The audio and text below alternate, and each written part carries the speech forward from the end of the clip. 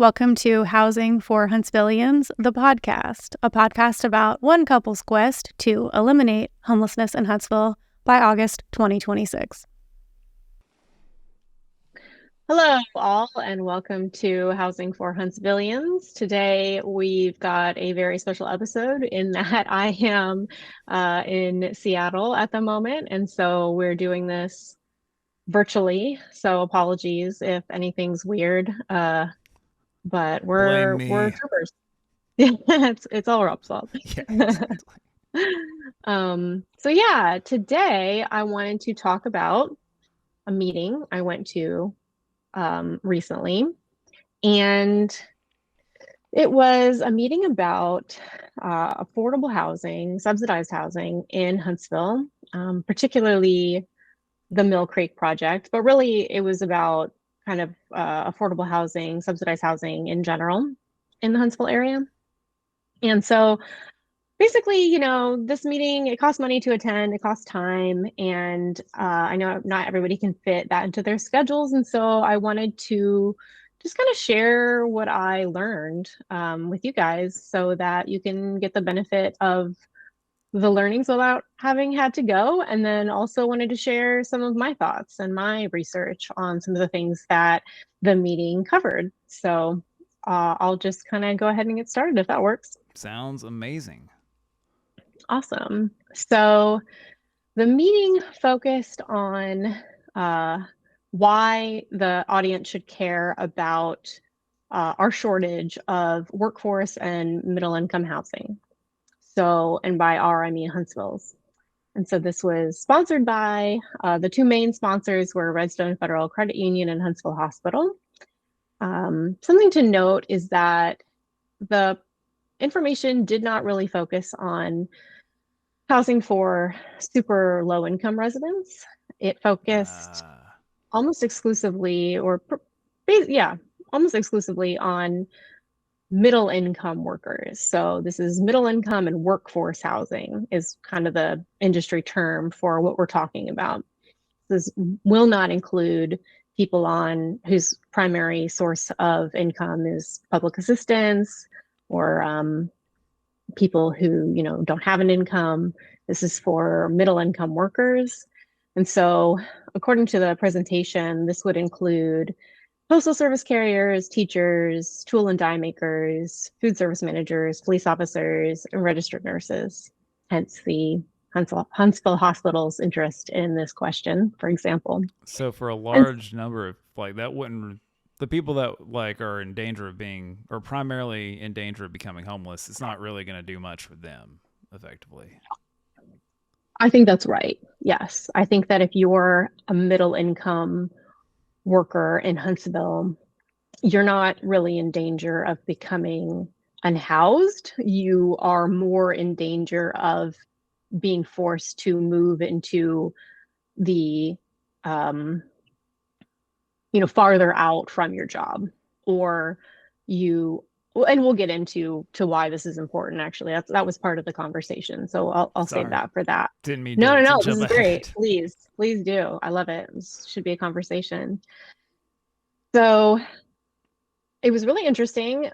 For example, they talked about, what do these middle income professions earn? So for example, a postal service carrier average income in the Huntsville area is $54,830 a year, teacher $58,000, tool and die maker $60,000, food service manager $64,000, police officer $65,000, registered nurse $66,000. So all around $55,000 to $65,000 a year. So that's middle income in Huntsville, according to the data presented at this meeting. So again, the audience was primarily people who need this kind of labor. I mean, everyone needs teachers and police officers pretty much, but kind of a focus on the people who employ middle income workers. And so if middle income workers can't afford housing, businesses are forced to either pay them more money to keep them here, which means lower profits for those companies, or they end up having a shortage of workers in that those workers are going to leave for cheaper cities. Oh yeah. And as we know, housing costs in growing cities are rising faster than incomes. So what usually happens is you get a worker shortage. And that's exactly what's happened, for example, in San Francisco, where you have subsidized housing and you have quote unquote luxury housing, but there's a severe shortage of middle income housing. So people who earn middle income salaries tend to live very far from their jobs, which obviously has a lot of problems. I've heard about insane commutes from people that work in like the tech industry. Like, yeah, unless you're making a lot, you're gonna be like hours long commute every day. Yes, exactly. So technically speaking, workforce and middle income housing is housing that serves households that earn between 60 and 120% of area median income, usually shortened as AMI.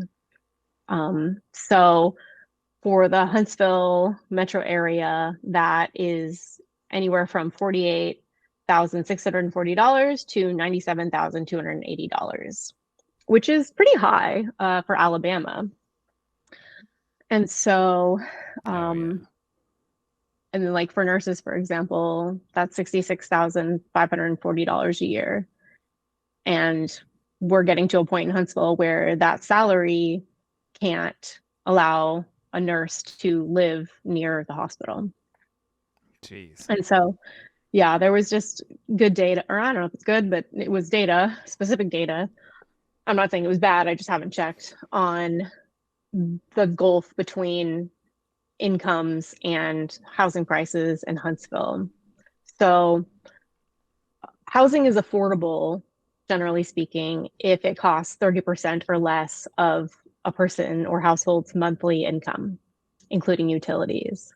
So we are at a point as of 2023 where the average household making the median income in Huntsville and Madison County can't qualify for the median priced home under current interest rates. So as of 2023, median home sale price in Huntsville and Madison County was $338,917. Looking at a household making $81,066 can afford a mortgage of approximately $1,725 per month with a 20% down payment. This translates to a house that costs $250,000. So that's, almost $175,000 gap between that sounds problematic. It's not great. It's not what you want. So again, affordable is $1,725 a month plus utilities. If they want to rent, they're looking at $1,300 average for a studio, $2,100 for a one bedroom, $2,300 for a two bedroom, and $2,900 for a three bedroom. So if you're a family with two kids, the gulf between what you can afford and what it would cost to house all of your family, if you're renting, that's $1,000 a month, $1,200 a month gap. Jeez. So the problem is you have economic development, and if you don't build sufficient housing, the area stops being affordable. And what happens is workers are displaced and excluded. So another problem with not building enough middle income housing is that workers who would otherwise move to the region to be nurses and police officers and postal carriers don't move here because they know they can't afford the housing. Yeah, I guess the initial question I have is, wouldn't that over time cause like economic growth to stagnate because like we're not able to get the people that we need here to continue economic growth? Yes. There is definitely a connection between economic growth and housing affordability. I don't have the numbers, and it would be really great to have the numbers on, and I believe that this can be found, but obviously I can barely add, so I can't find it. But I know Harvard economist, I want to say Raj Chetty, but I forget who exactly, but two Harvard economists looked at how much our failure as a country to build sufficient housing has cost our country in terms of GDP, and it's billions of dollars per year in lost GDP solely as a Jeez. result of failing to build housing. And it's one of those things where it's a little bit hard to calculate because, well, one of the things that happens when you don't build enough housing is, again, workers don't move here. And when workers don't move here, ideally, the people who move to a city are the people who would be most productive in that city. So if my skills, let's say I'm an amazing computer programmer, and if housing were affordable, I would move to San Francisco, I would work for a tech startup, and I would produce a lot of GDP because my skills are being used to their maximum Yeah. possible advantage. Or let's say I'm an amazing defense contractor, I would move to Huntsville and create wealth. But when housing costs are high and people don't live where their skills can be best utilized, then we just miss out on the growth and the benefit of their skills. And obviously they miss out as well. So anyway, That makes and then sense. there's all kinds of other costs as well, long commutes, public health, lots of other costs, carbon emissions from these long commutes, and just intergenerational wealth. When you move to an area where you can maximize your earnings, that enables you to pass on wealth to your children. And when you can't, then you can't. So it helps prevent economic mobility between generations when you keep people out of where they could best utilize their skills in the job market. Yeah, it sounds like everyone loses out essentially. Everyone loses out except people who bought land at the right time, whose property values increase. Yeah.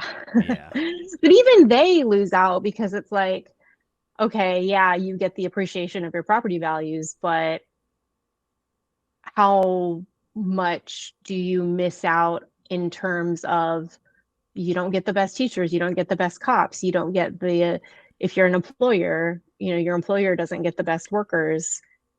Maybe I would venture to guess for a lot of people, the benefits to geographic mobility may be greater, even for those landowners, than the appreciation in price.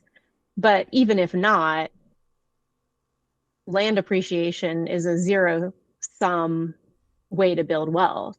The only money I get is money that I'm taking from someone else who's having to pay more for housing, versus when people can move to economic opportunity, the wealth that they create is positive sum. They benefit as individuals, but everyone else in society benefits as Yeah. well.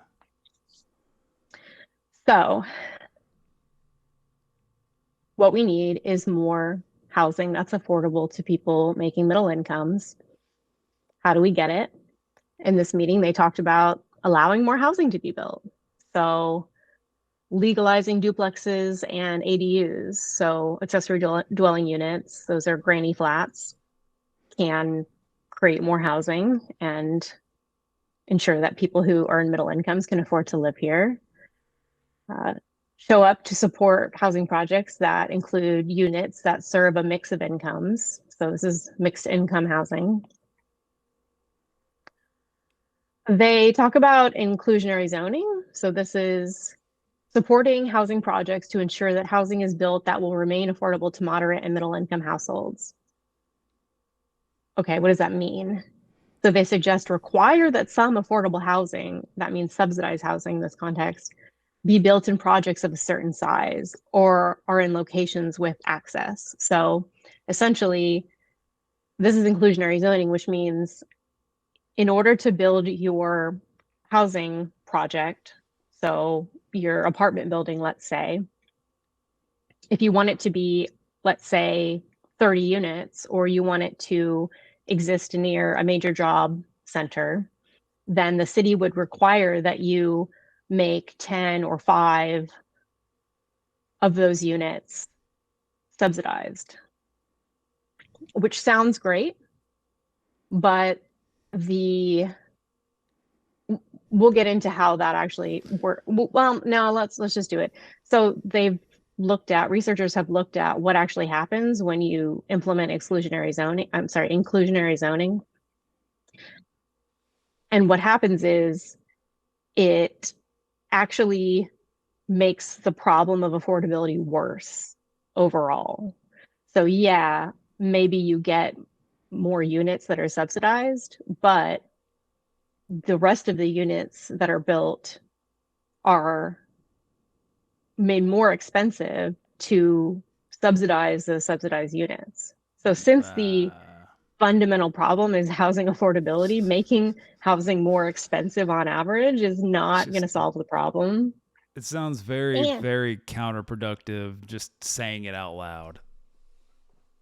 It really does. But somehow this had to be studied, and then this is what they found, perhaps not shockingly. And what ends up happening is often the units that are built are more expensive on average, and often fewer units are built. So let's say there's a requirement that a city says if you want to build 25 units of housing in a particular project, you can just build 25 units of housing. But if you want to build 26 or more, then the inclusionary zoning applies. Well, what developers do is they just build 25 units of housing, even if the market would otherwise mean that a project could pencil out at 30 or 35 units. To avoid that inclusionary zoning requirement, they're going to build fewer units, which again, increases the problem. Exacerbates everything. Right. So if you look at the data, the only places where inclusionary zoning is associated with a increase in net affordability are places that also upzoned and otherwise legalized more units of housing. And in those areas, it's not the inclusionary zoning that led to the increase in affordability. It's the upzoning that led to the increase in affordability. The inclusionary zoning just happened at the same time. It's not actually helping things. It just flew under the radar because of the other zoning changes or the other housing changes that happened. Yes. So that's my understanding of the literature on inclusionary zoning. Again, it's pretty intuitive that that's what would happen.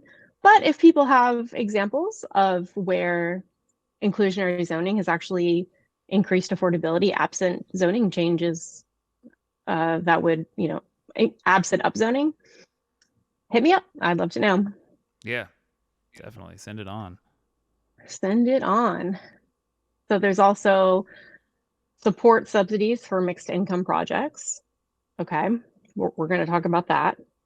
Enforce building and property maintenance codes. All right. Well, this is a great idea, and obviously, if a code is going to exist, it should be enforced.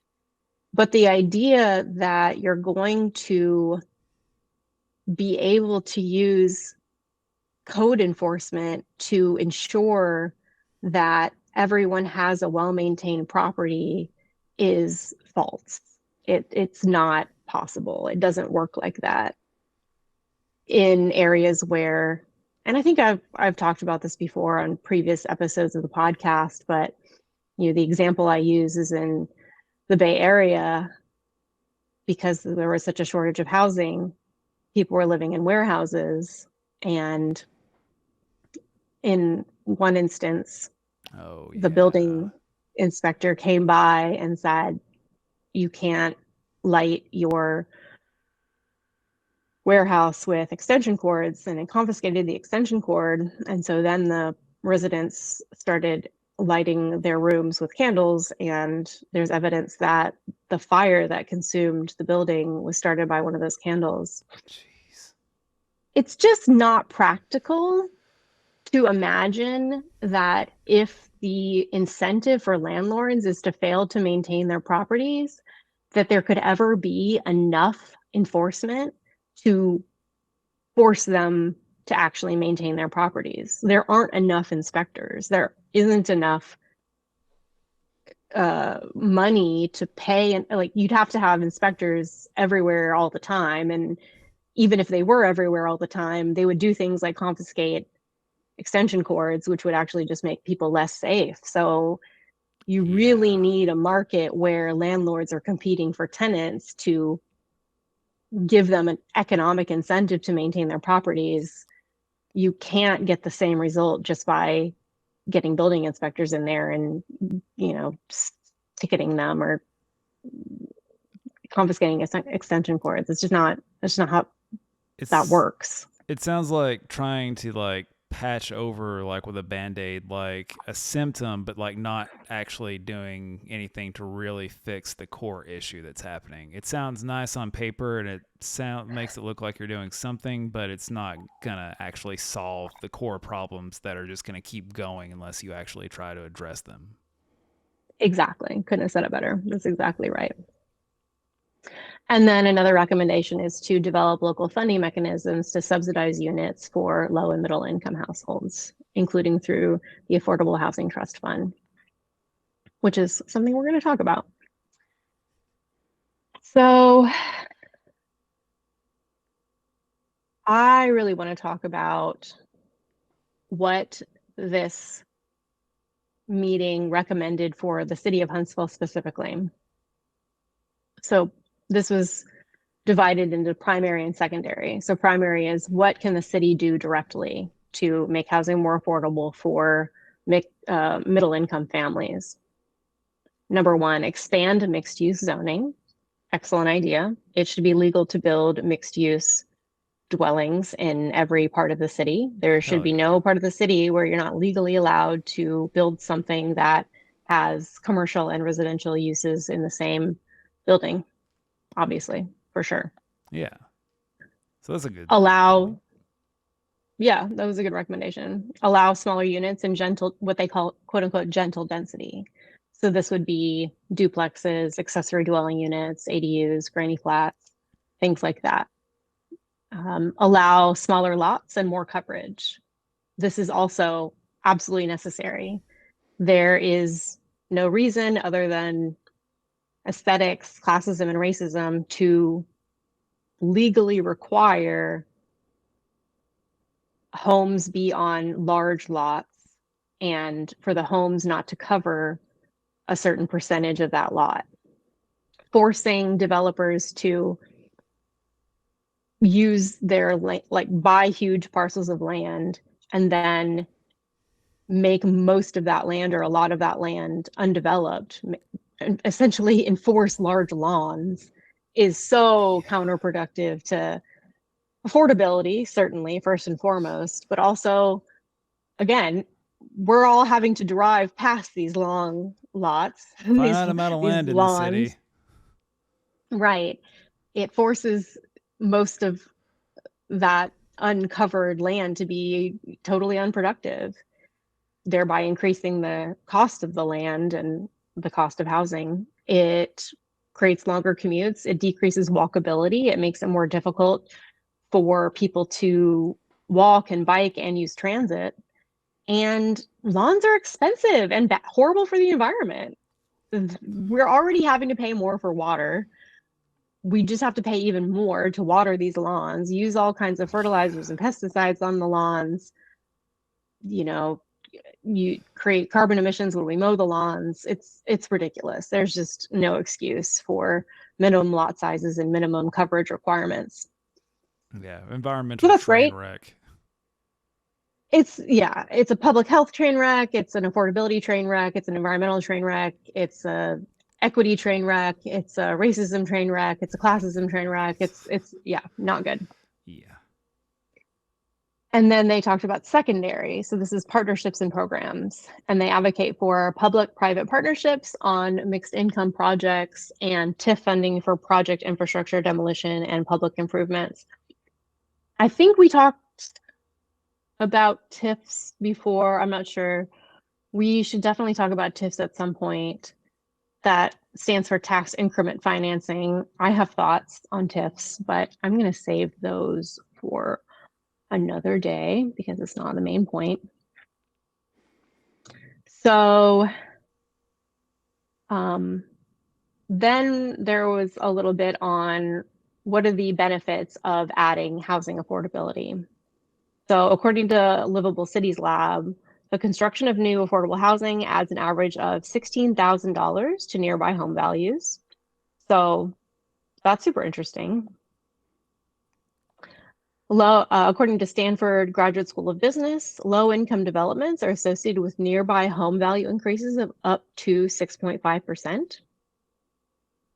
Another quote from the Stanford Graduate School of Business is, following the construction of affordable housing, low-income areas saw violent and property crime decline, and higher income areas saw no increase. And according to HUD, U.S. Department of Housing and Urban Development, 60% of target choice neighborhoods, so choice neighborhoods is the HUD grant program, the main one, I guess, that's funding it's the main source of government funding for the Mill Creek project. Oh, yeah. 60% of choice neighborhoods have witnessed violent crimes decrease relative to the surrounding city. So some of this makes sense. I think that density makes a plot of land more usable, certainly. I think it could, I could certainly see how it would make it more valuable. And even if it doesn't increase the sale price of a plot of land, it becomes more valuable in that it's just valuable to live closer to other people. Again, in terms of walkability, in terms of commute times. Yeah, proximity is valuable. Oh, yeah. So they also talk about how affordable housing increases the income and economic mobility of lower income residents. So 92% of CNI grantees, so I guess that would be, I don't know if they mean projects or municipalities, but some entities receiving Choice Neighborhood Initiative grants have seen residents' income increase, and in several cities, incomes have doubled. So in Louisville, Wow. the average earned household income increased from $16,357 to $23,724. And they've seen similar gains in education, health, and job opportunities. So Pittsburgh saw their 0 to 5-year-olds enrolled in early learning increase from 22% to 63%. Jeez. And That is a huge in Pittsburgh, increase. working age adults, sorry? I was just saying that's a huge increase. Mm-hmm.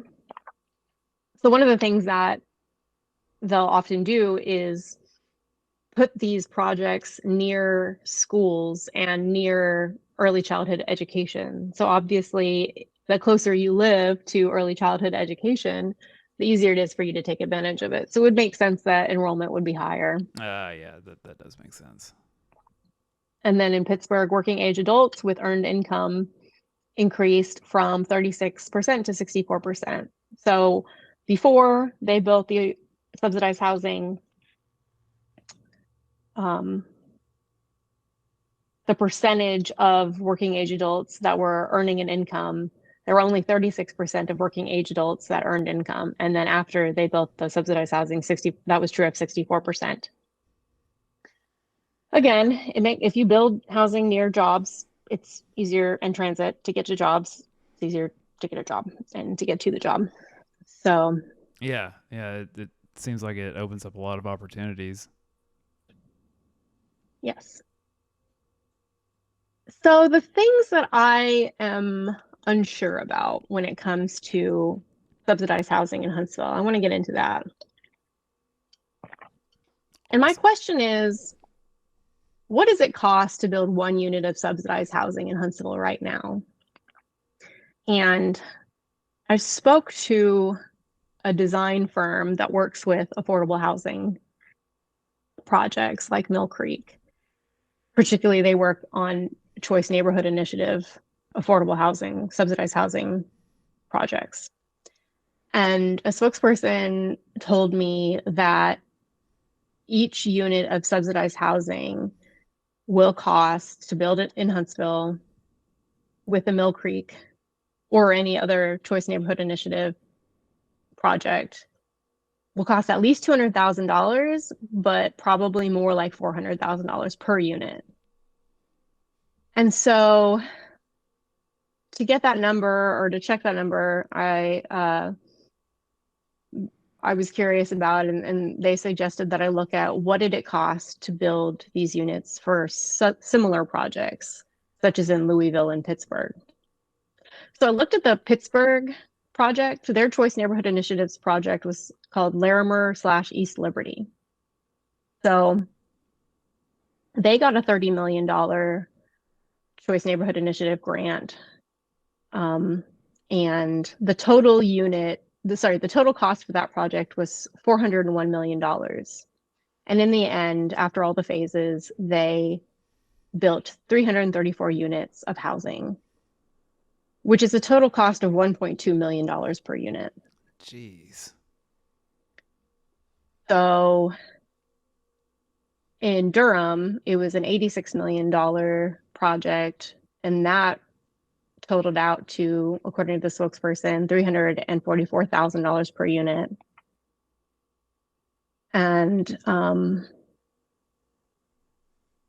so I was a little curious about, okay, is it physically possible to build housing in Huntsville for less than $200,000 a unit? Because if it is, does it really make sense to spend $400,000 per unit to build this housing? Why not do it cheaper so we can build Yeah. more units?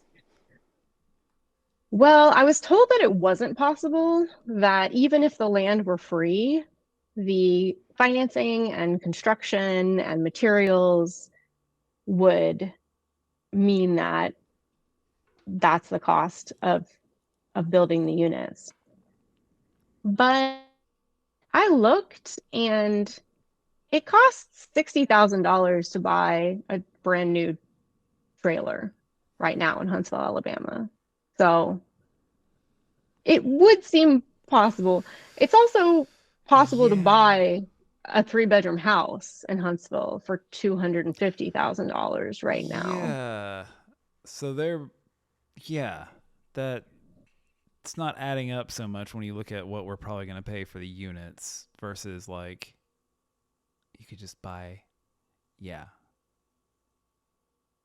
I also spoke to a local affordable housing developer and asked, is it physically possible if the land were free to build one unit of subsidized housing for less than $200,000? And I'm quoting here, your reconnaissance is remarkably informed, and I am impressed. The numbers you reference have been suggested. Um, so I am not a math person, as we talked about. I can barely add. But from my vantage point, the math is not mathing here. Yeah. So call me crazy, but I think it probably makes more sense to build cheaper housing so you can build more housing so average rents fall versus spending $400,000 on a few hundred units and then working on making zoning changes or whatever you would need to do. Yeah.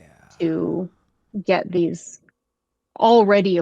There, there are ways, it seems, it is physically possible to build housing in Huntsville for less than $400,000 per unit. So it seems like you'd want to do that. I don't know. Who knows? And I'm not saying it's you can only do that. I'm not opposed to the Mill Creek development. I just think that the idea that this is the only way seems false from what I Yeah. understand. Yeah. So I want to talk about another part of the presentation where they talked about what they called middle income housing myths. One of the myths was, quote, we can drive housing affordability through zoning incentives. Upzoning and density bonuses will increase supply and lower prices. Eliminate parking. More by right development and faster approvals will help. None of these are myths. Yeah, I was these about to are say, is this like these a are just true. NIMBY funded like presentation? So one of the things that was said sounded like an argument for the idea of induced demand. So the idea is if you build a bunch of housing, a bunch of new people will move in, and more people will move in than units that you've built. And so while the prices might dip at first, they'll just rise as people find out, oh, there's cheap housing in Huntsville. Let's move to Huntsville. That sounds plausible. And it's true when it comes to things like traffic. Like induced demand absolutely happens. When you build a highway, traffic will often get worse. But it's not true there's really no evidence. There's a lot of evidence to indicate that when you build more housing, prices fall. And there's not a lot of evidence to indicate that prices then rise because a lot of people move to the city and they move faster than housing can be built. And that remains a problem. So, for example, I mean, we've talked about this a lot. I mean, there's a pretty strong agreement among researchers from the Furman Center to the Greater London Authority to the National Bureau of Economic Research, the White House Council of Economic Advisors, that average housing prices rise when demand grows faster than supply. So that's the consensus. But there's also a pretty strong set of uh, examples that prices fall when you build more housing. And one of the ways it happens is through filtering. So when you build a lot of new luxury housing, the prices of older homes fall. And so you can look at San Paulo, Seattle, Navy Yard, Boise, Oakland. That's what happened in all of those places. They built a lot of new luxury housing and average housing prices fell. So it seems to me like the thing you would want to do if you want all the things that I think that we want. We want middle income people to be able to afford housing in Huntsville. We want to reduce homelessness. We want to reduce crime. We want to increase educational opportunities. We want to get more people into high paying jobs. We want to increase intergenerational economic mobility. We want to close the black white wealth gap. We want to do all those things. It seems to me the thing to do would be to make it legal to build affordable housing that's naturally affordable in more parts of the city.